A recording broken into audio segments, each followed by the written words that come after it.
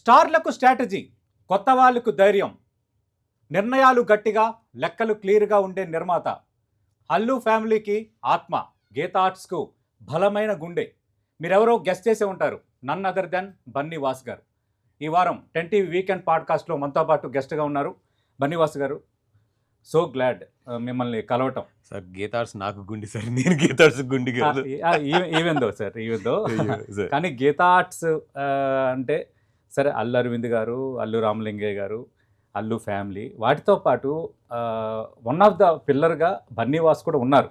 మీరు ఒప్పుకోకపోవటం అనేది మీ గొప్పతనం, కానీ బట్ మీరు మీ ఇనిషియేటివ్ ఏంటనేది మనకి అర్థమవుతూనే ఉంటుంది. I'm with Aravind garu from last 15 years అండి. Great sir, great sir. It's a pillar for me in the life. Yes sir, yes sir, nice sir, very very glad sir. అసలు ఉదయ్ శ్రీనివాస్ బన్నీవాస్గా ఎలా మారిపోయారు సార్? అంటే ఫస్ట్ ఇండస్ట్రీకి వచ్చినప్పుడంతా వాసు వాసు వాసువేనండి. ఆర్యా షూటింగ్ అప్పుడు ఇద్దరు వాసులు ఉండేవాళ్ళు, వాసు వర్మ, నేను ఉండేవాళ్ళు. ఓకే. సో కన్ఫ్యూజ్ అవుతున్నారు అందరు వాసు అని పిలిచినప్పుడు. అప్పుడు దిల్ రాజు గారు పెట్టిన పేరు మాట అండి అది. ఓకే. నన్ను ఆయన బన్నీకి బాగా దగ్గరగా ఉంటాను కాబట్టి బన్నీవాస్ అని చెప్పి పిలవడం మొదలెట్టారు. ఇంకా అప్పటి నుంచి బన్నీవాస్ అయిపోయింది. ఓకే. అంటే మీకు పెట్టిన పేరు ఉదయ్ శ్రీనివాస్, ఇంట్లో వాళ్ళు కూడా ఉదయ్ అనో శ్రీనివాస్ అనో వాసు అనో ఏదో పిలుచుకుంటారు, వాసు అని పిలుచుకున్నారు. సడన్ గా ఈ పేరు మారిపోయింది, ఏమన్నా అన్నారా ఇంట్లో? అప్పుడప్పుడు మా ఫాదర్ అనేవారు, లేదురా అది చాలా మంచి, నేను దేవుడు ఇది పెట్టుకున్నాను అంటే నేను చెప్పా, దేవుడే ఇది ఇచ్చాడులేండి వదిలేసిండు అన్నా. Okay, okay. అంటే క్లారిటీగా చెప్పేసేవారు. Okay, okay. ఏంటి సార్ మీ కుటుంబ నేపథ్యం? నాన్నగారు ఇప్పుడు నాన్నగారిది కొబ్బరికాయ వ్యాపారం. పాలకొల్లో ఇంచుమించు నెంబర్ 1 నెంబర్ 2లో ఉండేవాళ్ళు. 19 years ఉన్నప్పుడు దేర్ ఇస్ ఎ ఫైనాన్షియల్ డాడీది నాన్నగారు జరిగింది వ్యాపారం వల్ల. అంటే ఆయన కొబ్బరికాయ తోటలు కౌలుకు తీసుకున్నప్పుడు కొంచెం గట్టి దెబ్బ తగిలింది. Okay. Till that very well of family. Great. అక్కడి నుంచి స్ట్రగుల్ స్టార్ట్ అయింది కొంచెం. ఓకే. బట్ లక్కీగా ఏంటంటే ఆ 1 yearలోనే మళ్ళీ ఇమీడియట్లీ నాకు బన్నీ గారి లైఫ్లోకి రావడం, అక్కడి నుంచి మళ్ళీ పికప్ అయిపోవడం జరిగిందండి. ఓకే. మీరు ఎంతమంది సార్ అన్నదమ్ములు ఫ్యామిలీ? అట్లా మేము ఒక సిస్టర్ అండ్ ఒక బ్రదర్ అండి. ఓకే. అంటే మీరు ఫస్ట్ సెకండ్? నేను మిడ్. చెల్లి, అన్నయ్య. ఓకే. అన్నయ్య మొన్న కరోనాలో ఎక్స్పైర్ అయ్యారు. మా ఇద్దరికి 2 years డిఫరెన్స్. సారీ అండి. బట్ అన్ఫార్చునేట్లీ మన కరోనాలో that is one of the biggest jolt in my life. అన్నయ్య అవటం అనేది అన్ఎక్స్పెక్టెడ్గా అయింది. ఓకే. Sister sir? సిస్టర్ వచ్చి 2 పిల్లలండి, దానికి హైదరాబాద్లోనే ఉంటుంది. ఓకే. తను కూడా ప్రింటింగ్ ప్రెస్ ఒకటి ఉంది. Great. She is taking care of that అండి. రైట్. ఇప్పుడు సార్, ఇప్పుడు భార్య పిల్లలు, ఇప్పుడు నా వైఫ్ నేమ్ వచ్చి Kiranmayi. Okay. She is from Rajahmundry దగ్గర కడిపలంక ఉంటుంది కదండి, ఆ ఏరియా అండి. గ్రేట్. వెరీ ఏమంటాం ఫ్యామిలీ ఉమెన్. ఓకే. ఒకటే చెప్పుద్ది, మీరు సంపాదించండి నేను ఖర్చు పెట్టుకుంటానని చెప్తుంది. అంత క్లారిటీ ఉంది. Nice, nice. So she is good అండి. 2 పిల్లలు. ఓకే. బాబు, పాప. గ్రేట్ అండి. అంటే మీరు సంపాదించుకోండి నేను ఖర్చు పెట్టుకుంటానంటే, మీరు సంపాదించుకోవడానికి కొంచెం ఆ ఫ్లెక్సిబిలిటీ అయితే ఇస్తారా? బాగా. ఓకే. గ్రేట్. అసలు in that way I'm very lucky. Okay. You are so busy person. ఖచ్చితంగా మనకు ఆ టైంకి అన్నీ అందుతున్నాయా, టైంకి అన్నీ చూసుకుంటున్నారు లేదనేది వెరీ ఇంపార్టెంట్. అయ్యో లేదండి, ఆ విషయంలో చాలా అదృష్టవంతండి. గ్రేట్. అదృష్టవంతండి. ఏ రోజు కూడా ఎక్కడ కూడా నేను బిజీ ఉన్నా ఏమన్నా గవర్నమెంట్ డిస్టర్బ్ చేయదు. ఓకే. అలాగని ఏ టైంకి ఏది జరగాలి అన్నీ జరిగిపోతూ ఉంటాయి, ఇంక్లూడింగ్ మై పేరెంట్స్ కానీ. ఓకే. ఫ్యామిలీని అంతా చూసుకోవడం అంతా కూడా she will take care. Great sir, you are so lucky. In that way I'm very lucky. Yes yes yes sir. అదే సార్, ఇప్పుడు life is nothing but understanding. ఎందుకంటే ఎక్కువ మంది భార్యాభర్తలు కూడా అండర్స్టాండింగ్ తెలియకపోతే హ్యాపీగా ఉంటుంది లైఫ్. ఇప్పుడు మీ కష్టాన్ని ఆమె అర్థం చేసుకుంది, బాధ్యతలను ఆమె పడుతుంది. అది 14 years ప్లస్. ఈ 15 yearsలో ఎప్పుడు కూడా మా పేరెంట్స్ దగ్గర మేము కూర్చోవాల్సిన అవసరం అయితే రాలేదు. Great sir. అంటే ఈ విషయంలో కూడా బన్నీవాస్ గారు అందరికీ ఒక రకంగా అడ్మిరేషనే ఖచ్చితంగా, డెఫినెట్లీ. సార్ ఏంటి సార్, అంటే మాది తినాలి మీది తినాలి అంటారు కదా, అట్లా పాలకొల్లు సెంటిమెంట్ ఏమైనా వర్కౌట్ అయిందా? అల్లు ఫ్యామిలీకి అంతగా బాండింగ్ అంటే అంటారు కదా, జాన్ జిగ్రీ అంటారు కదా, అట్లాంటి బాండింగ్ ఎట్లా వచ్చింది సార్ వాళ్ళతో మీకు? అంటే అఫ్ కోర్స్ అండి, Palakol factory is the biggest factor.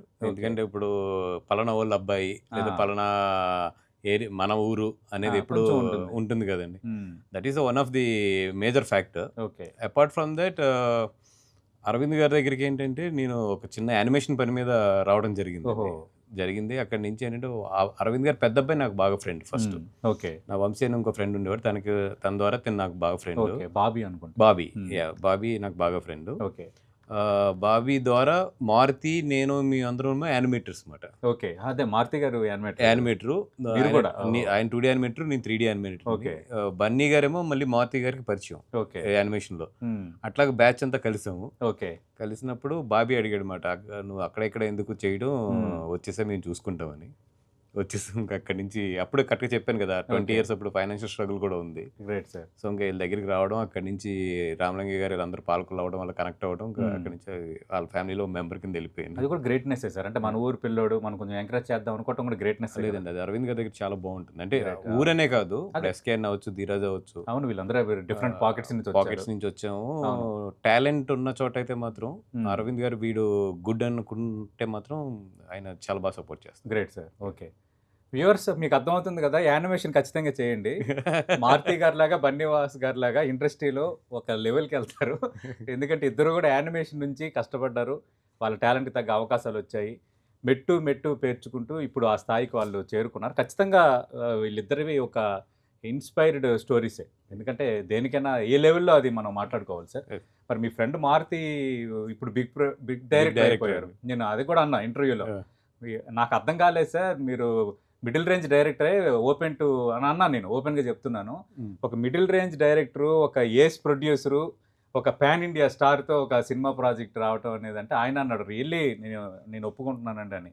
ఎలా ఫీల్ అవుతున్నారు మీ ఫ్రెండ్, మీరు మీతో పాటు ఉన్న రూమ్మేట్ ఒక బిగ్ ప్రాజెక్ట్కి ఇప్పుడు డైరెక్టర్ అయ్యాడు, సంక్రాంతి పందెంలో తన అదృష్టాన్ని పరీక్షించుకుంటున్నాడు? లేదండి, ఐఎమ్ వెరీ హ్యాపీ. ఎందుకంటే Maruthi success is always my success. Right. My success is always Maruthi success. Great. ఇద్దరం కూడా లైఫ్లో చాలా కింద మీద పడి వచ్చిన వాళ్ళు, కష్టం నష్టం చూసిన వాళ్ళు. నేను కష్టపడుతున్నప్పుడు తను చూశాడు, అట్లాగే తను కష్టపడుతున్నప్పుడు కూడా నేను చూశాను. So we know the value of ఆ కష్టం అండ్ సుఖం, రెండు కూడా చూసిన వాళ్ళు. ఓకే. అంటే మీరు ఎలాంటి విషయం చెప్తారు మీ ఫ్రెండ్కి? బిగ్ ప్రాజెక్ట్ ఫస్ట్ విషయం చెప్తే బయటోడు అవుతాడండి. Right. That is like my always I wish for him. Great words. Right. అసలు మీరు బన్నీవాసుగా మారిపోయారు.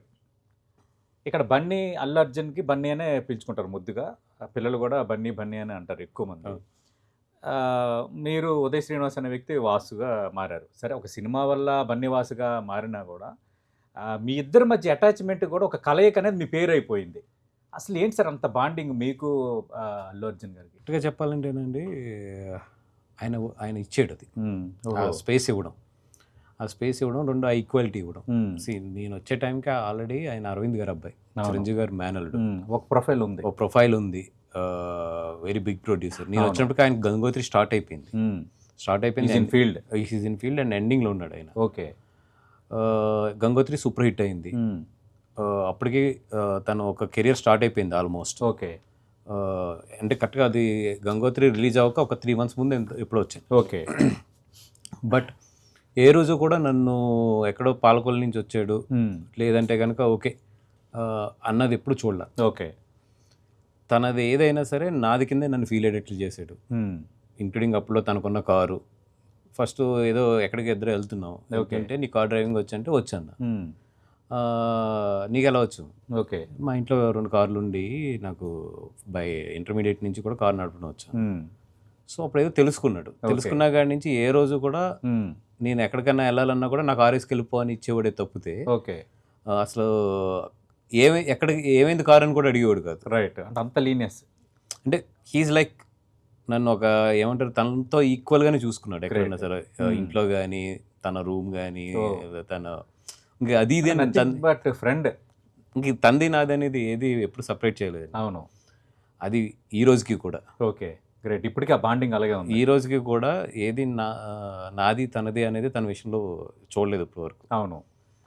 ఇంకా నేను ఎక్కడన్నా కొంచెం మొహమాట పడతానేమో కానీ ఆయన అసలు ఏ విషయంలో కూడా మా ఇద్దరిది సపరేట్ చేసి చూడు నా పిల్లలతో సహా వాళ్ళ పిల్లల్ని చూసుకున్నట్టే చూసుకుంటాడు. ఓకే. అదే అంటే చాలా మంది అంటారు అల్లు అరవింద్ గారికి 4 కుమారులు అంటారు, బన్నీవాస్ గారు కూడా ఇంట్లో కొడుకుగా ఉంటారు అని. Right.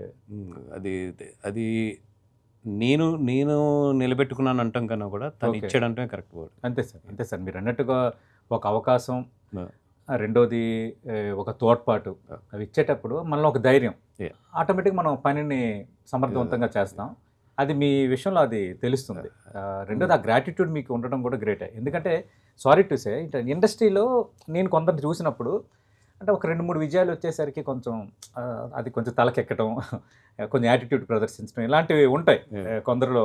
What I'm noticed 22 years జర్నలిస్ట్గా, సీనియారిటీ ఉండే జర్నలిస్ట్గా గమనిస్తున్నాను. కానీ ఏంటంటే కొందరిలో అది లేదు. అసలు మారుతి గారిని మిమ్మల్ని చూస్తున్నప్పుడు సో సింపుల్, సో కొలిక్వల్, మన మనిషిరా, మనకు తెలిసిన వాడు అన్న ఒక ఫీలింగ్ అది కలుగుతుంది సార్. అది నాకు నచ్చింది సార్ మీలో. థ్యాంక్ యూ సార్ శ్రీనివాస్ గారు. అంటే ఇప్పుడు అంటే అల్లు అర్జున్ గారు అప్పటికిప్పటికి ఆయనది చరిష్మా మారింది.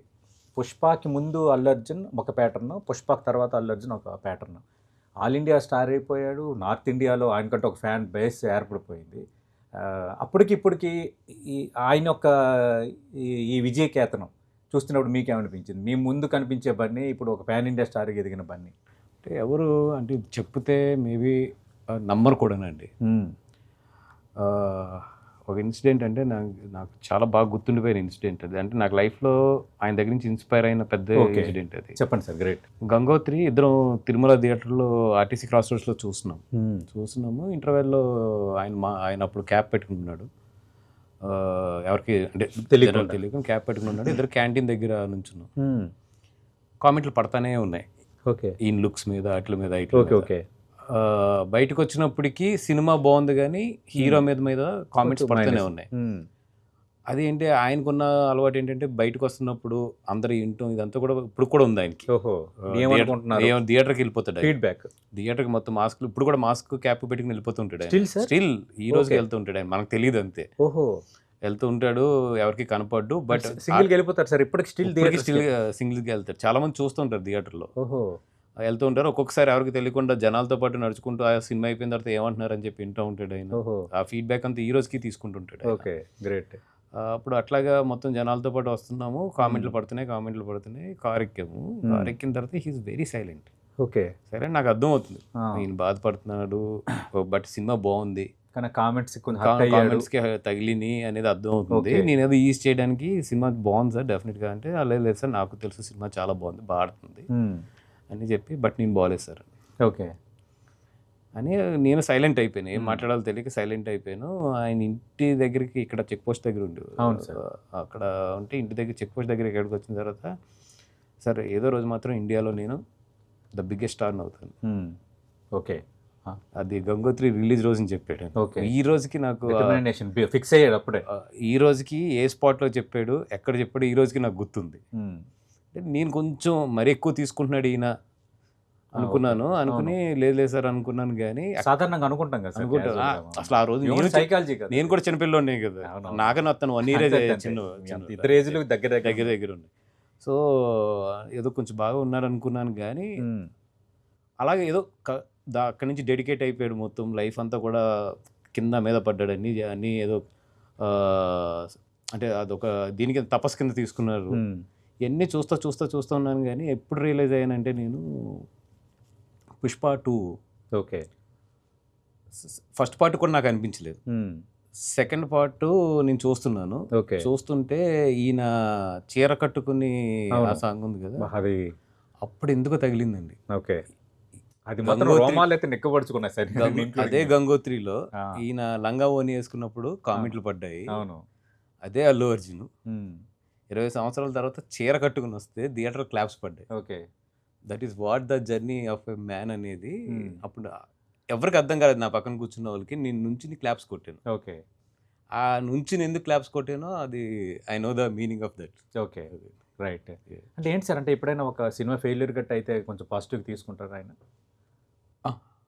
అంటే బాధ ఉంటుంది ఆయనకి. ఉంటుంది సార్, నేను లైట్గా తీసుకుంటాను, ఆయన కొంచెం సీరియస్గానే తీసుకుంటారు ఏదైనా సినిమా ఫెయిల్ అయినప్పుడు. బట్ ఆ నెక్స్ట్ 1 month మాత్రం మనం అక్కడ జోలికి వెళ్ళకపోవడమే బెటర్. ఓకే, అంటే ఈజీగానే ఉంటాడు కానీ ఆయన ఇంకా థింకింగ్ అంతా డీప్ ఉంటుంది. ఒక విషయం మీద బాగా డీప్ వెళ్ళిపోతాడు. ఓకే, డీప్ వెళ్ళి దాని మొత్తం ఎందుకు ఫెయిల్ వచ్చిందని మళ్ళీ దానికి నోట్స్ ప్రిపేర్ చేసుకుని మళ్ళీ ఆ హోంవర్క్ చాలా పోస్ట్ మార్టం, ఆ హోంవర్క్ చాలా ఎక్కువ ఉంటుంది. ఓకే, అది గొప్ప లక్షణం సార్. అది అంటే ఎదిగే వాళ్ళు ఉండే గొప్ప లక్షణం. అంటే నాకు ఫెయిల్యూరు ఎందుకు వచ్చింది, ఎక్కడ మైనస్ పాయింట్ ఉంది, దాన్ని ఫైండ్ అవుట్ చేసి దాన్ని ప్లస్గా ఎట్లా మార్చుకోవాలి.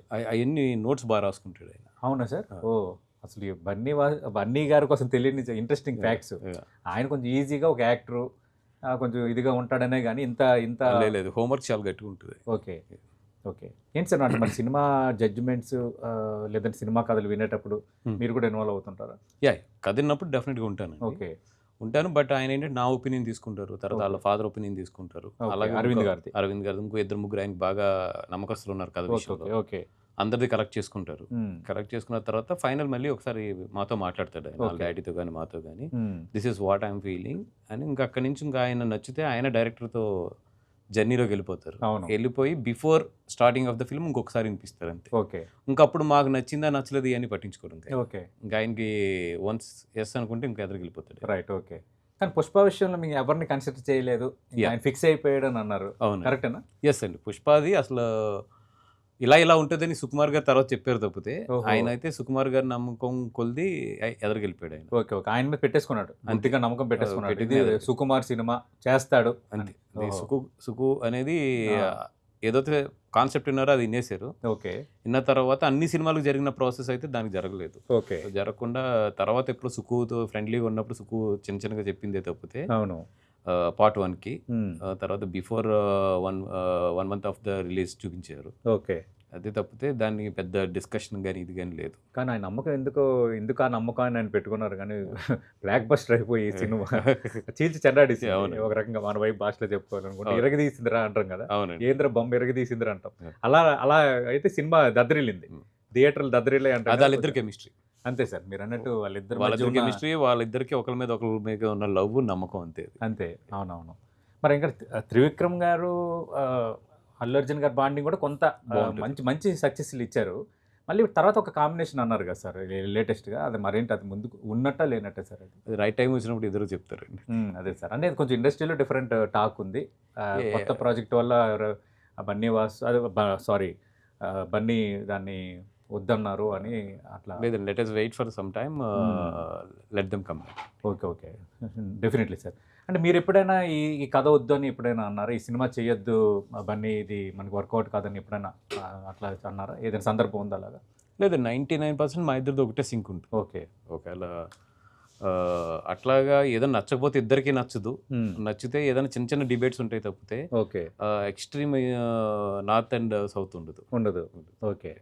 యాక్చువల్గా నా పేరు సూర్య అనేది మేము అందరం ఎక్స్పెక్ట్ చేసాం, అంటే సంథింగ్ ఒక సీరియస్. రెండోది అప్పటికి మీరు అన్నట్టుగా ఆయన బన్నీ కొంత రూపాంతరం చెందారు.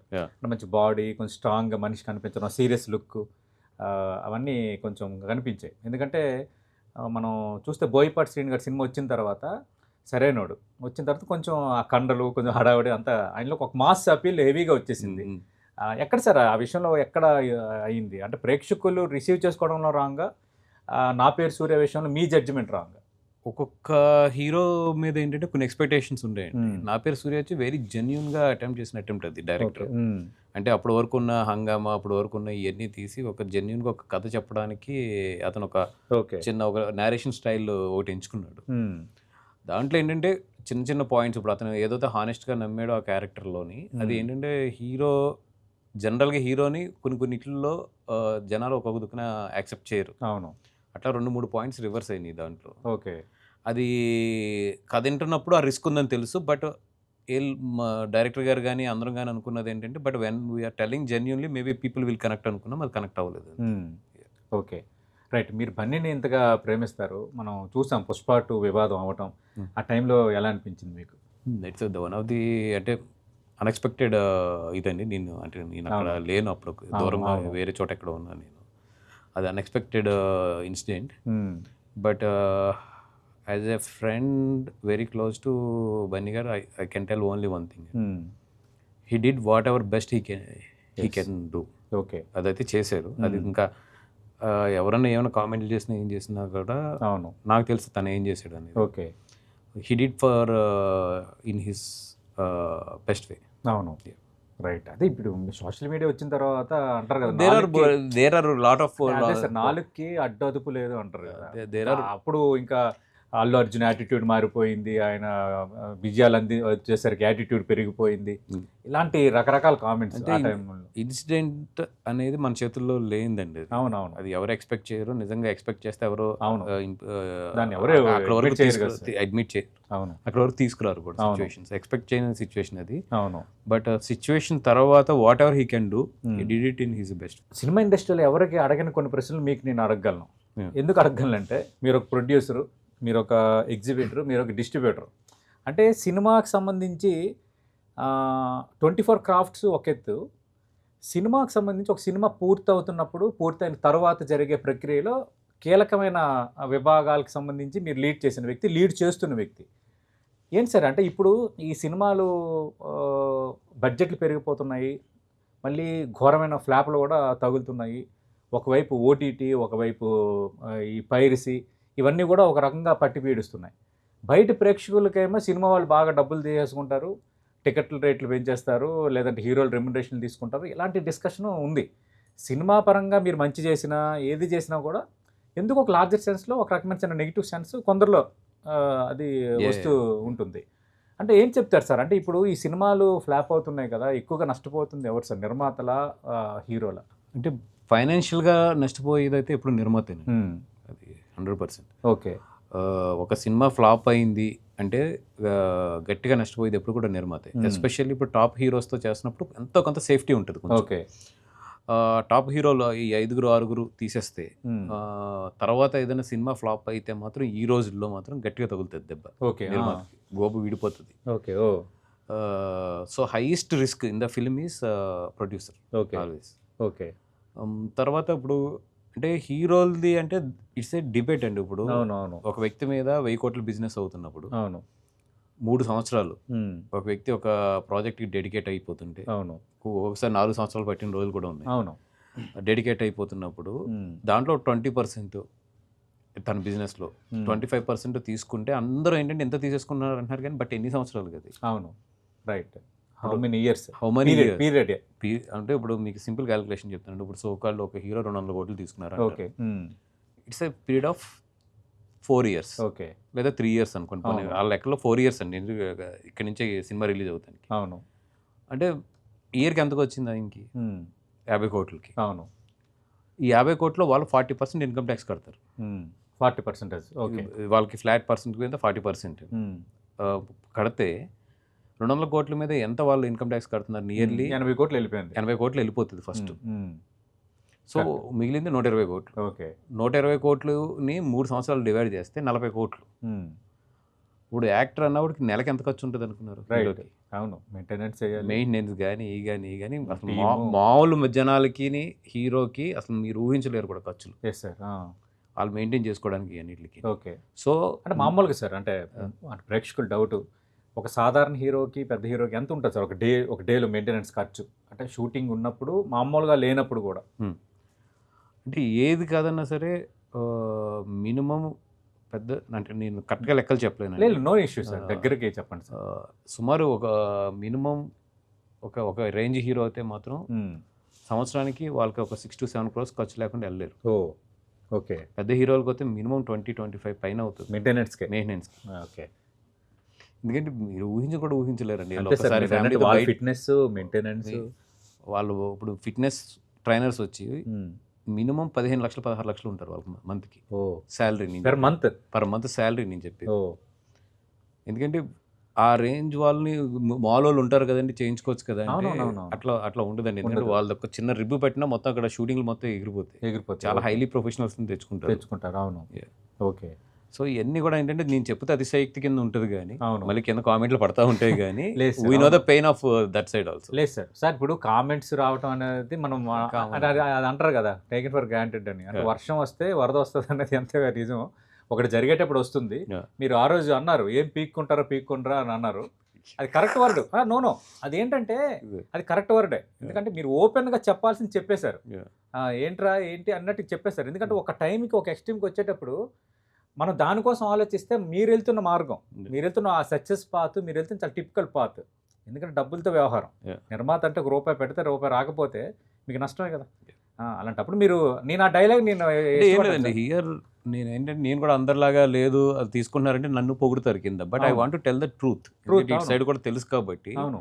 అంత ఈజీ కాదు అనేది. అవును. అంటే ఈరోజు నిజంగా హీరోలు సంపాదిస్తుంది ఇప్పుడు స్ట్రెచ్ చూసుకుంటే సినిమా అంటే 3-4 ఇయర్స్ అయిపోయింది కాబట్టి అవును. ఈరోజు ఇంకా దానికన్నా కూడా బోలంది మంది సంపాదించే వాళ్ళు ఉన్నారు. వీళ్ళకన్నా ఎక్కువ సంపాదిస్తారు, వీళ్ళు సంపాదించేది నథింగ్. నథింగ్. అవును. బట్ వీళ్ళకి పబ్లిసిటీ ఎక్కువ ఉంటుంది కాబట్టి ఇది కానీ అవును. అసలు వీళ్ళకన్నా సంపాదించేది చాలా మంది ఉంటారు, చాలా రకాలుగా సంపాదించే వాళ్ళు ఉంటారు. అవును. వీళ్ళకి అట్లీస్ట్ కింద మీద పడతారు, ఎండలో పడతారు, వానలో పడతారు, అవును. ఒళ్ళు రాత్రులు బోలేరు షూటింగ్లు ఉంటాయి. కొట్టుకుంటారు. ఇవన్నీ అవును.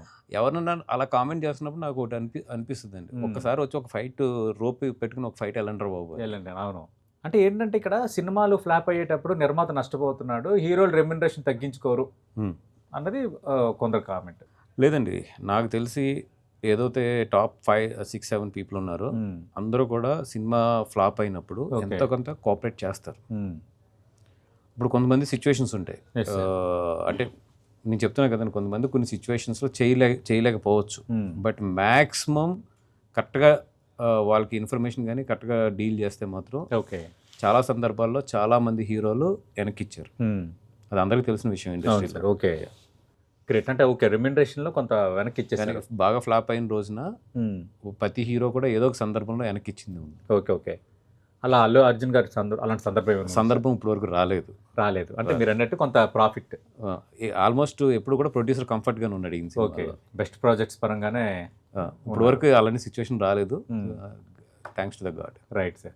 సార్ ఏంటి సార్ ఇప్పుడు మీరు కూడా already exhibitor, single screen theatres పనికి అయిపోయిందన్న వాతావరణం అయితే ఉంది. ఎందుకంటే I belongs to Parvathipuram district. థియేటర్లు మూసేస్తున్నారు, ఇంకా కొన్ని షాపింగ్ మాల్స్ అయిపోతున్నాయి. అలా మొత్తం 2 తెలుగు రాష్ట్రాల్లో కూడా ఫినామినా ఉంది సార్ ఎక్కువ. కానీ సింగిల్ స్క్రీన్లో చూస్తే ఆ మజా వేరు ఏదైనా. ఏంటి సార్ ఇది ఎక్కడ వరకు వెళ్తుంది? సినిమా భవిష్యత్తు, ఈ థియేటర్ల భవిష్యత్తు పైన ఒక సీనియర్ వ్యక్తిగా మీ అంచనా ఏంటి? అంటే వన్ థింగ్ అండి, ఇప్పుడు ఇరువరకు ఏంటంటే రెంట్తో పాటు ఎంసీస్ కానీ క్యాంటీన్ అని కానీ పార్కింగ్ అని కానీ థియేటర్ ఓనర్కి ఇన్కమ్ వచ్చేదండి. ఇప్పుడు ఏంటంటే ఇరువరకు యావరేజ్లో ఒక 35,000 to 40,000 స్క్రీన్కి వీక్లీ జనాలు వస్తే ఓకే అది ఈరోజు వచ్చినప్పటికి 9,000 to 10,000కి వచ్చేస్తుంది. సో పవర్ బిల్స్, శాలరీస్ ఇవన్నీ పెరిగిపోయినాయి, అక్కడ ఉన్న రియల్ ఎస్టేట్ వాల్యూ పెరిగిపోయింది, అన్నీ పెరిగిపోయినాయి. ఇన్కమ్ చూస్తేనేమో లాస్ట్ 5 yearsలో అసలు థియేటర్స్కి పెరగలేదు. కరోనా దగ్గర నుంచి అయితే అసలు పెరగలేదు. బట్ ఒక పక్కనేమో మొత్తం ఖర్చులు పెరిగిపోయినాయి, పవర్ బిల్స్ కానీ ఇవన్నీ విపరీతంగా పెరిగిపోయినాయి. ఇంకో దెబ్బ ఏమైపోయింది, ఆడియన్స్ థియేటర్కి రావట్లేదు. వచ్చినా కూడా 3 రోజులు వస్తున్నారు, కామ్ అయిపోతున్నారు. సో రెంట్ ఇది చాలా అంటర్లైన్ సార్. సో రెంట్ పడే పరిస్థితి లేదు, పర్సంటేజ్లోనే 50-50 మీద వెళ్తున్నారు మొత్తం అంతా కూడా. అది పెద్ద సినిమాలకు వచ్చినప్పుడేమో రెంట్ పడిపోతుంది, పెద్ద సినిమాలకు వచ్చినప్పుడు పర్సంటేజ్ ఉంటుంది. చిన్న సినిమాలు ఏమో పర్సంటేజ్ వస్తున్నాయి, పెద్ద సినిమాలు వచ్చినప్పుడు రెంట్ పడుతున్నాయి. పడుతున్నప్పుడు థియేటర్కి ఇన్కమ్ సరిపోట్లా, ఇంకా వాడు డెవలప్ చేయలేకపోతున్నాడు థియేటర్ మెయింటెనెన్స్ కానీ. సో స్లోగా ఏమవుతుంది, ఒక 1.5 yearకి అరే థియేటర్లు బాగట్లేదు అని చెప్పి జనాలు బిజినెస్ వదిలేస్తాడు, జనాలు రావట్లేదు. అలాగని ఓనర్ మెయింటైన్ బాగా చేయిందామంటేనేమో వీడికి డబ్బులు ప్రాఫిట్ లేదు. అవును, అసలు అలాగలాగా బ్రేక్ అయిన అవడమే చాలా కష్టంగా ఉంది. ఓకే అందుకని ఒక పక్కన మెయింటెనెన్స్లు పాడైపోతున్నాయి థియేటర్, ఇంకో పక్కన ఏంటంటే ఇంకా చూసి ఓనర్ ఏంటంటే అక్కడ ఉన్న రియల్ ఎస్టేట్ వాల్యూలకి ఇట్లకి దాని కళ్యాణ మండపం కింద లేదంటే షాపింగ్ కాంప్లెక్స్ కింద మార్చేస్తున్నాం. అవును, అంటే మరి మల్టీప్లెక్స్లకైనా భవిష్యత్తు ఉంటుందా? మల్టీప్లెక్స్లో ఉంటుంది. అంటే ఫ్యూచర్లో ఏదైనా మిగులుతాయి 5 years తర్వాత అంటే మల్టీప్లెక్స్లో మిగులుతాయి. లేదు సింగిల్ స్క్రీన్స్ ఏదైనా ఒక డీసెంట్ పర్సెంటేజ్ సిస్టంలోకి వస్తాయి పెద్ద సినిమాలకు కూడా. ఓకే అంటే వీళ్ళు అనుకుంటున్నట్టు 40-60 అయితే ఇవ్వరు ప్రొడ్యూసర్స్, 100% ఇవ్వరు. అట్లా కాకుండా అది ఏదైనా ఒక డీసెంట్ పర్సెంటేజ్ సిస్టంలోకి వస్తే మాత్రం ఓకే దెన్ మళ్ళీ సింగిల్ స్క్రీన్ సర్వే అవడం మొదలెడతాయి. అంటే గతంలో కొంచెం ఆ డిస్కషన్ కూడా జరిగి మళ్ళీ ఏదో ఆగినట్టుంది. అండ్ అప్పుడు ఏంటంటే దేర్ ప్రపోజల్ బాగాలేదు, ఆ గ్రూప్స్లో డిస్కషన్స్ బయటకు వచ్చి ఆ ప్రపోజల్ ఎప్పుడైతే చాలా డిజాస్టర్ అయిందో దానివల్ల ప్రొడ్యూసర్స్ రివర్స్ అయిపోయే పరిస్థితికి వచ్చింది. అప్పుడు కనుక కరెక్ట్గా డీల్ చేసుకుని పెద్ద సినిమాలకి ఇట్లాగా చిన్న సినిమాలకి ఇట్లాగా ఫార్ములా తీసుకొచ్చుంటే మాత్రం సక్సెస్ అయ్యేవారు. Right sir. ఓకే సార్, ఇప్పుడు ఇది ఎలా అంటే ఇప్పుడు ప్రపంచంలో వస్తున్న మార్పులు, ఈ గ్లోబలైజేషను, ఎదురవుతున్న పోటీ, వీటి నేపథ్యంలో మన స్కేల్ పెరిగింది, సినిమాల స్కేలు. మనం ఇంకెక్కడ తీసిపోమంటే ఇంకెందుకు మనం ఎన్ని సినిమాలు ఎందుకు, బన్నీ గారిది పుష్ప కోసం మాట్లాడుకుందాం, ఒక హై స్కేల్ సినిమాలు. మీరు అంత డబ్బులు పెట్టకపోతే ఆ క్వాలిటీ ప్రేక్షకులు ఊహిస్తున్న స్కేల్ని మీరు రీచ్ కాలేకపోతున్నారు. అట్ ది సేమ్ టైం ప్రేక్షకుడు ఇంకా టికెట్ ధర కొంచెం నాకు అందుబాటులో ఉండాలని ఆయన కోరుకుంటున్నాడు. ఈ రెండు ఎప్పుడు కూడా ఒక ముడి పదార్థం లాగా, అంటే జడ పదార్థం లాగా అటు ఇటు ఇటు అటు టస్లు అవుతున్నాయి. ఏంటి సార్ దీనికి వే అవుట్ ఏంటి సార్? అంటే ఇప్పుడు జనరల్ ప్రైస్ ఎందుకంటే మీరు పెట్టిన బడ్జెట్కి కొంచెం టికెట్ రేట్లు పెంచినా, లేదంటే కొంచెం సినిమా ఆడితే మీకు డబ్బులు వస్తాయి, లేదంటే కంపేటివ్గా లాసే కదా సార్.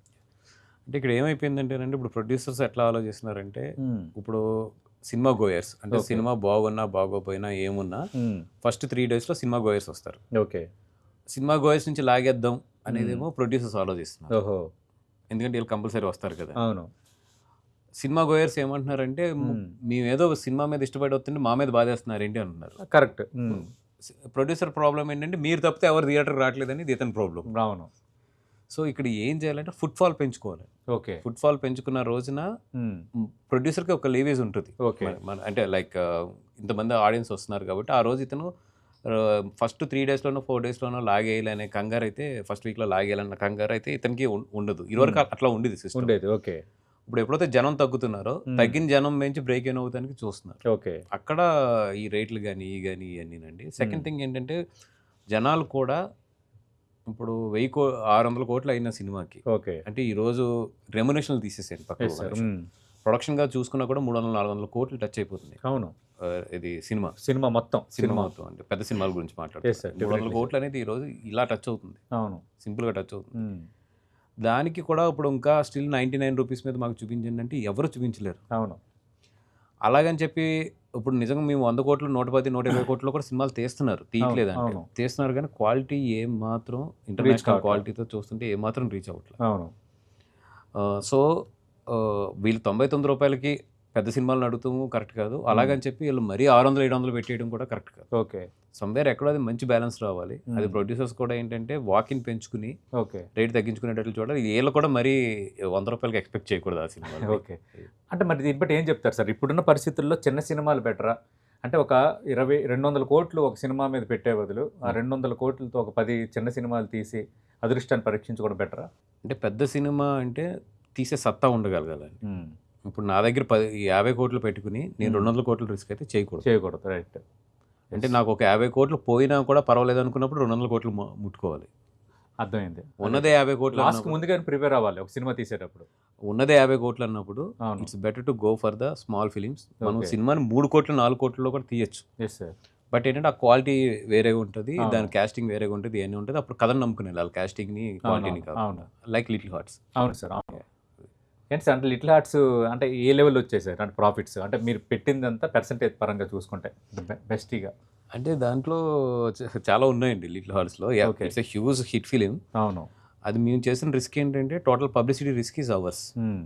అంటే లైక్ నియర్లీ 185-190 మాకు పబ్లిసిటీ ఖర్చు అయింది ఓవరాల్గా. ఓకే. ఆ రిస్క్ అంతా కూడా మాది. ఓహో. అంటే దాంట్లో పోయినా వచ్చినా కూడా మాది. అట్ ది సేమ్ టైం ప్రొడ్యూసర్స్కి వాళ్ళు పబ్లిక్ అనౌన్స్ చేస్తారు 2.5 అయింది. సో వాళ్ళు 2.5 ప్లస్ నా 190. ఓకే. అంటే నియర్లీ 5 crores, దగ్గరగా 5 crores. 5 crores రిస్క్ చేసాం ఇద్దరం కలిపి. గ్రేట్. చేసాము. అది లక్కీగా 30 crores ఎంతో ఇది గ్రాస్ చేసింది. అది కంగ్రాట్స్. గ్రాస్ చేసింది. 14 crores ఎంతో షేర్ చేసింది. గ్రేట్. దాంట్లో ప్రొడ్యూసర్స్ 50, మేము 50 అని అట్లా. అంటే ఈ 5 కోట్లు పోయిన తర్వాత 50-50 చేసుకో. అవునవును. మరి ఇది చూస్తున్నప్పుడు చిన్న సినిమాలు కొంచెం బెటర్ అనిపిస్తున్నాయి, కొంచెం మంచి స్టోరీ దొరికితే ఇప్పుడున్న పరిస్థితుల్లో, ఎందుకంటే కొంత ఫ్లూయిడ్గా ఉంది కదా సిచ్యువేషన్. 100% చిన్న సినిమాలు బెటర్ ఇప్పుడు. ఓకే. దాంట్లో అయితే డౌట్ కూడా లేదు. ఓహో. చిన్న ప్రాజెక్ట్స్ సేఫ్.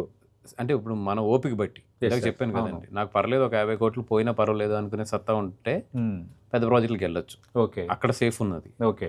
లేదు హ్యాపీగా చిన్న సినిమాలు చేసుకోవడం బెటర్. Okay sir. ఇప్పుడు ఓటీటీలు వచ్చిన తర్వాత ప్రారంభంలో కొంత ఒక పాజిటివ్ డిస్కషన్ జరిగింది. సరే ఓటీటీలు వచ్చాయి, నిర్మాతలకి మరో ఒక ఆప్షన్ దొరికింది, కొంత డబ్బులు వచ్చే ఆప్షన్ దొరికింది అని అంటున్నారు. తర్వాత మళ్ళీ ఈ మధ్యన ఓటీటీల మీద కొంచెం వేరే డిస్కషన్ నడుస్తుంది. మీరేం చెప్తారు సార్? ఓటీటీలు అనేవి నిర్మాతలకి అదృష్టమా లేదంటే ఇబ్బందికర పరిణామమా? అంటే ఒకప్పుడు శాటిలైట్ వచ్చినప్పుడు దాన్ని చాలా తెలివిగా తర్వాత 100 daysకి నిర్మాతలు పంపుకుని రెండింటిని ఉపయోగించుకున్నారు. ఓకే. థియేటర్ని ఉపయోగించుకున్నారు, జనాలకు ఫ్రీగా ఇది ఇవ్వడానికి శాటిలైట్ పెట్టుకున్నారు. సో దట్ ఒక ఫస్ట్లో కొంచెం కన్ఫ్యూజ్ అయింది కానీ తర్వాత ఎంక్యూబుల్గా సెట్ అయ్యి శాటిలైట్ రైట్స్ చాలా బాగా సెటిల్ అయ్యి. ఓకే. దీనికి మిస్టేక్ ఎక్కడ అయిందంటే కరోనా రావటం మధ్యలో. Yes sir. కరోనా బిఫోర్ వరకు ఇట్స్ 39 days 40 days 55 days అప్పుడంతా నీట్గా ఉంది. ఓకే. కరోనా వచ్చిన తర్వాత అప్పుడు ఆ 3 yearsలో ఉన్న ప్రోడక్ట్ సినిమాల్ని ఎర్లీగా ఇవ్వడం మొదలెట్టారు. అవును. అంటే 27 daysకి తీసుకొచ్చారు. That is the biggest mistake producers did. ఓహో. సినిమా రిలీజ్ అయిన 27 రోజులకు ఓటీటీకి ఇచ్చేయాలి. Condition fixed. అది నిర్మాతలు ఎప్పుడైతే యాక్సెప్ట్ చేశారో, Oh. ఇంక్లూడింగ్ మీ, నేను కూడా ఒక స్టేజ్ తర్వాత యాక్సెప్ట్ చేయవలసి వచ్చింది. ఫస్ట్ లో నాది 40 days కాన్పట్టు ఇంకా అందరూ ఇస్తున్నప్పుడు తప్పక నేను కూడా ఇవ్వాల్సి వచ్చింది. ఎప్పుడైతే 27 daysకి మనం తీసుకొచ్చడం మొదలెట్టామో ఇంకా అయిపోయింది ఇక్కడ. ఎందుకంటే బికాజ్ ఇట్స్ 1 monthలో వచ్చేస్తుంది ఆల్మోస్ట్. అప్పుడు ఆ ఆడియన్స్ థియేటర్ కిందకి వస్తాడు. సో ఆ బ్యాలెన్స్ ఏదైతే 50 days అన్న మినిమం పెట్టుకోవాల్సిన బ్యాలెన్స్ని 27 daysకి తీసుకొచ్చామో that is the biggest disaster in the producers ఇది. Okay sir. అంటే ఇప్పటికి 27 days ఉంది సార్. ఇప్పుడు స్టిల్ 27 days. ఓకే. ఓకే. మరి అది చేంజ్ చేసే అవకాశాలు ఏమి ఉండవా? అది ప్రొడ్యూసర్స్ ఎగ్జిబిటర్స్ కలిసి కూర్చుని ఓకే ఇప్పుడు అనుకుంటే అది 1 year పడుతుంది. ఓహో. అంటే ఇప్పుడు అది జరిగిన కాంట్రాక్ట్స్ని వెనక్కి తీసుకోలేము కదా. అవును. కొత్త కాంట్రాక్ట్స్ని ఇలా చేసుకోవాలని పెట్టాం. బట్ అది మరి ఎప్పుడు అది అందరు కలెక్టివ్గా చేయాలి. ఓకే. ఇంకా ఒకళ్ళు బ్రేక్ చేసినా కూడా అయిపోతుంది. ఓకే. అంటే ఇది నేను గుచ్చి ఎందుకు అడుగుతున్నానంటే సార్, కరెక్ట్గా మీ పాడ్కాస్ట్ చేయడానికి ఒక 2 వారాల ముందు నేను పీపుల్స్ మీడియా ఫ్యాక్టరీ విశ్వప్రసాద్ గారి ఇదే స్టేజ్ మీద మీ ప్లేస్లో ఆయన కూర్చున్నారు. ఇలా ఓటీటీల కోసం ప్రస్తావన వచ్చేటప్పుడు అప్పుడంత బెనిఫిట్గా మాకు లేదండి. ప్రభాస్ లాంటి ఒక బిగ్ స్టార్ పిక్చరు ఆల్రెడీ వాళ్ళు 3 ప్రాజెక్టులు తీసుకున్న ఒక నెంబర్ 1 ఓటీటీ సంస్థ ఇప్పుడు మా దాన్ని అడ్మిట్ చేయట్లేదు. ఈ సెకండ్ ప్లేయర్ అనే వ్యక్తి బార్గెనింగ్ కోసం మాట్లాడుతున్నాడు. ఆ విషయంలో కొంచెం నేను సాటిస్ఫైడ్గా లేనని ఆయన అన్నారు, ఓపెన్గా చెప్పారు. అంటే అంత పెద్ద ప్రాజెక్ట్స్కి అలాంటి సిచ్యువేషన్ వచ్చిందంటే అసలు ఓటీటీలు ఇప్పుడు ప్రాఫిటబుల్లా కాదా, లేదంటే నిర్మాతలు ఆ ఓటీటీ అంటారు కదా సార్, ఆ స్పీర్లో మీరేమైనా చిక్కుకున్నారా అని నా డౌట్ సార్. Yes sir. అంటే అది ఫైనాన్షియల్ ఇయర్స్ కూడా చూసుకోవాలి. ఒక ఫైనాన్షియల్ ఇయర్లో 2-3 సినిమాలు వచ్చినప్పుడు గమని ఇబ్బందులు ఉంటాయి. అవి కూడా చాలా జాగ్రత్తగా క్యాలిక్యులేట్ చేసుకుంటూ వెళ్ళాలి. ఓకే. అంటే మనం కూడా అవతలని కాంపిటీషన్లోనే పెట్టాలి మన ప్రోడక్ట్ నుంచి. ఓకే. అట్లా కాకుండా ఇప్పుడు ఓవరాల్ ఇండస్ట్రీలో ఎక్కువ ప్రోడక్ట్స్ అవైలబుల్ ఉన్నా కూడా అందరికీ దెబ్బ పడుతుంది. అదంతా కూడా ఇప్పుడు చెప్తున్నాం కదండి, అది ఇప్పుడు ఒకరి చెంప ఒకరు కొట్టుకున్నట్టు ఉంటుంది సార్. ఓకే. అంతే అదే మీరు అన్నట్టు ఎదురెదురు చంపలు కొట్టుకున్నట్టే ఉంటుంది. దానివల్ల పరిష్కారం ఉండదు కదా. ఉండదు. ఓకే. కానీ మరి సీరియస్సే కదా సార్, మీకు కొంచెం ఇబ్బంది అవుతుంది కదా ఇండస్ట్రీకి. మీరందరూ కలెక్టివ్గా నిర్మాతలు మీలాంటి ఏస్ ప్రొడ్యూసర్స్ అందరూ కూర్చొని మనం దీని నుంచి మనం బయటపడాలి కదా అని అనుకుంటున్నారా, లేదంటే ఇప్పుడు ఏమన్నా తీరన్నట్టు ఉన్నారా? ఇప్పుడు ఇంత సబ్జెక్ట్ మాట్లాడతాం, ఇంత చేస్తాం, ఎవరో లేసి ఏదో ఒకటి మళ్ళీ మాట్లాడతారు మధ్యలోనే. మరి కొంతమంది అడిపోతారు, కొంతమంది ఇటుపోతారు. అది ఇక్కడ తేలదు. అది అందుకని ఇంకా మా దారిలో మాకు తెలిసిన దాంట్లో ఏదో మేము అడ్జస్ట్ చేసుకుంటూ జాగ్రత్తగా బిజినెస్ చేసుకుంటూ ఎదురుకు వెళ్ళిపోతున్నాం అంతే. ఇక్కడ కలెక్టివ్ డెసిషన్ అనేది చాలా కష్టం. ఓకే. రైట్. బన్నివాస్ గారు, అంటే ఎప్పుడైనా మరి ఇన్ని రోజులు అల్లు ఫ్యామిలీతో మీ అనుబంధం ప్రయాణం కొనసాగుతుంది. అంటే ఎప్పుడైనా ఏది సినిమాలో ఈ పాత్ర నువ్వు వెయ్యని అల్లు అరవింద్ గారు మిమ్మల్ని అంటాం ఆల్రెడీ ఆయన ఏదంటే నేను వేరే వ్యాపారానికి వెళ్తుంటేనే ఇలా కల్లారు చేస్తున్నారు ఆయన. అసలు సమస్య లేదు. ఓకే. అంటే పంపించేస్తారు ఎప్పుడైనా ఎక్కువ చేస్తే. అవునా? ఓకే. ఓకే. మీకు ఇప్పుడు అంటే మీకు ఎప్పుడైనా అనిపించిందా ఒక సినిమాలో నేను ఒక పాత్ర వేయాలనో మెరవాలనో? ఆర్యాలో ఏదో చిన్న చేశాను ఫస్ట్. చేశారు. అంతే. దాని తర్వాత ఎప్పుడు అసలు అనిపించలేదు. ఒకసారి స్క్రీన్లో చూసుకున్నాక అనిపించింది అబ్బా ఇంకెప్పుడు చేయకూడదని. ఓకే. ఓకే. లేదు సార్, టాలెంట్ స్పీక్ సార్. ఇప్పుడు మనం చూస్తున్నాం కదా మలయాళం స్క్రీన్ వెనకాల టాలెంట్ సార్, స్క్రీన్ ముందు అంత లేదు. ఎందుకంటే ఇప్పుడు మలయాళం యాక్టర్స్ని వీళ్ళందరూ చూస్తున్నప్పుడు ఇక్కడ అప్పట్లాగా అది పోయింది సార్. అంటే హీరో అంటే అందరు హీరోలు 6 అడుగుల ఆధారం పాడు ఉండాలని లేదు. క్యారెక్టర్స్ యాక్టింగ్ కొంచెం ఇప్పుడు చూస్తున్నారు ఓటీటీలు. లేదు సార్, దానికి ఏంటంటే ఒక బాడీలో ఒక స్వాగ్ ఉంటుంది ఇప్పుడు యాక్టర్కి. అంతే సార్, మీరు అన్నట్టు. ఓహో. ఒక స్ప్రింగ్ ఉంటుంది, ఒక స్వాగ్ ఉంటుంది, అది మనకు లేదు. రైట్. అది అంటున్నారు కదా, వేరే దానికి వెళ్తేనే వద్దన్నారు అంటే వేరే ఆలోచన ఏమైనా చేసుకున్నారా? అంటే జనరల్ ఏంటంటే ఆయనకి నేను సినిమాల మీద కాన్సన్ట్రేట్ చేస్తే చాలా బాగుంటాయి అనేది ఆయన నమ్మకం అండి. ఓకే. నేను కాన్సన్ట్రేట్ చేసి కూర్చుంటే. అవునవును. జనరల్ ఏంటంటే ఇప్పుడు అంటే నేను కూడా ఇంకా 20 సంవత్సరాల పైన అయిపోయింది, ఫోకస్ తప్పుతుంది. సో జనరల్ ఏంటంటే అక్కడ బిజినెస్ ఉంది, ఈ బిజినెస్ ఉందని ఎప్పుడు కొంచెం ఉంటుంది కదా, ఇంకొక బిజినెస్ కూడా చేసుకోవాలని. అప్పుడు ఆయన రూపాయిని 3 వైపులు పెట్టాలనుకుంటారు. అప్పుడు ఆయన కొంచెం కోపడతారు, నీకు ఎందుకు ఇక్కడ కాన్సన్ట్రేట్ చేయండి. ఓకే. గ్రేట్. ఇదంతా ఒక ప్రయాణం. సినిమా ఇండస్ట్రీ తర్వాత సరే ఇష్యూస్ వస్తుంటాయి, అందరూ మాట్లాడుతుంటారు, ఇదంతా జరుగుతుంది. లేటెస్ట్గా మనం చూసాం శివాజీ వర్సెస్ అనసూయ ఎపిసోడ్. అది ఏమైతుందంటే ఒక రప్చర్ అయిపోయి అది ఒక లాజికల్ ఎండ్ కాకుండా అది ఎక్కడికి వెళ్ళిపోతుందో అర్థం కాలేదు. శివాజీ వర్సెస్ అనసూయ ఎపిసోడ్లో మీరు ఎవరిని సమర్థిస్తారు? I have my stand and my opinion, but Please, I don't want to speak it in the public because it's already in the heart and already అవును. రెండు వైపులా లాగుతున్నారు. అవును, I don't want to get into that ఇది. Okay. ఎందుకంటే industry ఒక లైన్లో ఉంది, బయట మిగతా వాళ్ళు ఒక లైన్లో ఉన్నారు. అదే సోషల్ మీడియాలో ఏమైంది, ఒక యుద్ధానికి దారి తీసేసింది. ఆ యుద్ధంలో పార్టిసిపేట్ చేయాలనుకోవట్లేదు. Right sir, okay. Out of sphere వద్దాం సార్, సినిమాలు కాకుండా. అప్పుడు ఎన్నికల్లో మీరు జనసేనకి ప్రచార విభాగానికి బాధ్యతలు తీసుకున్నారు. ఏంటి పవన్ కళ్యాణ్ గారు పిలిచి అప్పగించారా ఎట్లా సార్? లేదు సార్, అంటే నాకు ఫస్ట్ నుంచి కూడా సార్ ఆయన పిలవడం అవన్నీ బయట మీడియా ఇవన్నీ మనం మాట్లాడుకునే ఇది కానీ అవును సార్, చిన్నప్పటి నుంచి నేను బేసిక్గా పవన్ కళ్యాణ్ గారికి వీరాభిమాని. ఓ గ్రేట్. మా బ్రదర్ వచ్చి చిరంజీవి గారికి ఇది. నేను కరెక్ట్గా ఎదుగుతున్న టైంలో కళ్యాణ్ గారు మంచి ఫామ్లోకి అప్పుడే ఫట్ట తమ్ముడు కొడుతున్నప్పుడు ఒక రేజ్లో ఉన్న కరెక్ట్గా నేను 8th 9th క్లాస్లో ఉన్నప్పుడు. ఓకే. సో ఆయన అంటే పిచ్చి అభిమానం నాకు. అవును, అభిమానం. అండ్ రెండు సార్లు ఇంట్లో చెప్పకుండా హైదరాబాద్ ఇక్కడ చెక్ పోస్ట్ దగ్గర ఆయన ఇల్లుంటే అక్కడికి వచ్చేసాం ఫ్రెండ్స్ అందరం కలిపి చూడటానికి. ఓకే. నాకు కరెక్ట్గా ఫస్ట్ డ్రైవింగ్ లైసెన్స్ వచ్చిన తర్వాత మా నాన్నగారికి చెప్పకుండా మా కారు వేసుకుని హైదరాబాద్ వచ్చేస్తాం. ఓకే. ఇది ఆయన చూస్తాను కానీ అట్లాంటి పిచ్చ ఫ్యాన్. ఓకే. సో హైదరాబాద్ వచ్చినప్పుడు ఫస్ట్ అసలు అరవింద్ గారితో కలుస్తున్నాము, బన్నీ గారితో ఫ్రెండ్షిప్ అవుతుందంటే నాకు ఇక్కంతా ఏంటంటే ఎప్పుడు ఆయన చూద్దామా అని. రైట్. అట్లాంటి ఫ్యాన్ నేను. అవును. అంటే మీరు నమ్మరు, జల్సా అప్పుడు అరవింద్ గారు నన్ను ఎగ్జిక్యూటివ్ ప్రొడ్యూసర్ కింద కళ్యాణ్ గారికి పరిచయం చేస్తే నేను షేక్ హ్యాండ్ డెవలప్ అయ్యా. మిమ్మల్ని ఇన్వాల్వ్ చేశారు? జల్సా అప్పుడు ఉన్నాను, ఫస్ట్లో ఉన్నాను. షేక్ హ్యాండ్ ఇవ్వలేక రెండో రోజు అరవింద్ గారి దగ్గరికి వెళ్ళి, సార్ నేను ఇంకో సినిమా జరుగుతుంది కదా దానికి వెళ్తాను, అదే నీకు కళ్యాణ్ గారు అంటే బాగా ఇష్టం కదా, నువ్వు అక్కడ చేసుకోవాలి కదా అంటే, లేదు సార్ నేను నిలబడలేకపోతున్నాను అక్కడ, మాట్లాడలేదు సార్, నాకు తెలుస్తుంది నా బెస్ట్ అవుట్ ఇవ్వలేను అక్కడ అంటే. అట్లాంటిది ఆయన పార్టీ పెట్టారు అంటే ఇంకా అది ఏమన్నా అది వాలంటరీ అంతే అది. అవును సార్, అవును.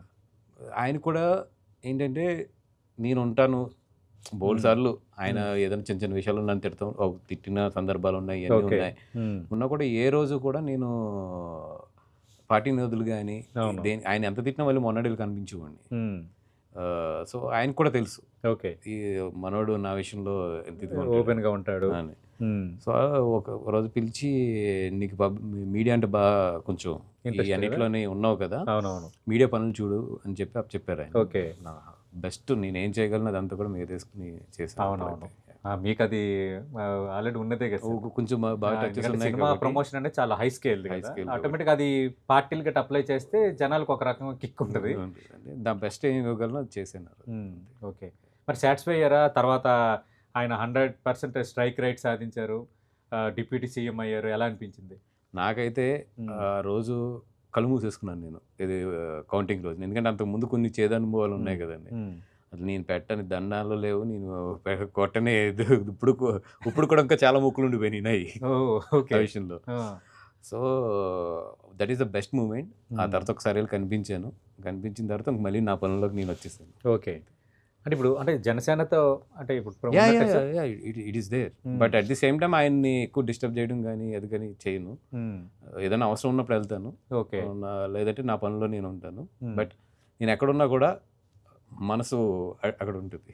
ఏంటి సార్ అంటే మళ్ళీ బన్నీ గారిది బోయపాటి గారి కాంబినేషన్ ఉంటుందని ఒక ప్రచారం జరుగుతుంది, is it any possible? Sir Boyapati గారు అనేది బన్నీ గారికి చాలా ఇష్టమైన వ్యక్తి. ఆ టైము కథ కుదిరినప్పుడు డెఫినెట్గా ఆయన చేస్తారు బోయపాటి గారికి. ఓకే. బట్ ఏంటంటే ఆ టైము ఆ కథ అంతా సెట్ అవ్వాలి. But he's one of his favourite director. Okay, Boyapati garu. Great sir.